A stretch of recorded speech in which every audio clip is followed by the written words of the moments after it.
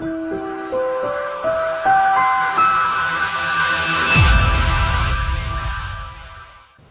research amongst families in rural areas of Zimbabwe has revealed that you need a very small piece of land to be able to sustain yourself with your food requirements for a whole year. When you ask a family in the village how much maize they need per week to feed their family, the answer we generally get is a bucket. That's between 17 and 20 kgs. That would feed a family of 6 for a week. So we came up with the concept of a plot that would be able to do this for a rural household. We realized that a bucket of maize can be filled with 56 decent sized maize cobs.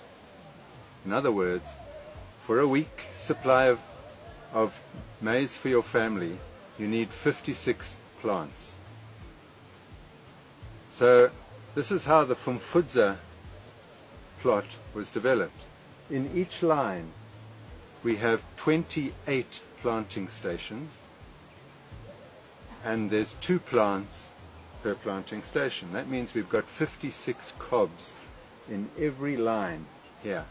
That means that line is only 16 meters long to get our 56 cobs, which provides enough food for 1 week.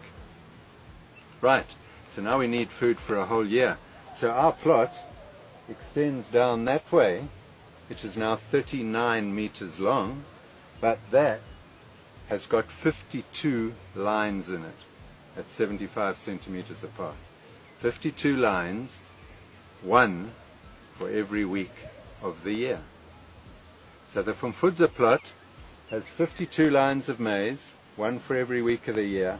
It has 56 plants in a line, and that small area, which is actually just 1/16 of a hectare, 1/16 of a hectare, is sufficient to feed a family of 6 for a whole year, their staple food requirements.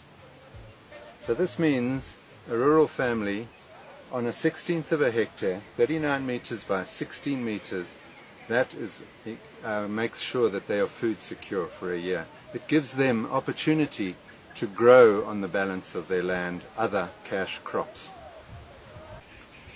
The fact that it's such a small piece of land enables the farmer to do this Fumfudza plot really well. It can be done on time, to a very high standard, without wastage, and it'll bring incredible joy. The fact that it's so small allows you to put your top management into this. It means that even if you have a dry spell, you can keep it alive even with buckets of water. So being faithful with little means that you get rewarded with a year's supply of food. Now, generally we try and do too much, and we battle to do it well, and then we end up with poor yields. But off this little plot you can get between 800 and 1,000 kgs of grain, which is more than sufficient for a year's food supply for the average rural household. So the Fumfudza plot, 39 meters by 16 meters, 1/16 of a hectare, is sufficient to feed your family. What we would recommend, however, is that you rotate it with a similar sized plot of soybeans, so that the soybeans are able to put nitrogen into your maize for the next year. Rotation is very, very important.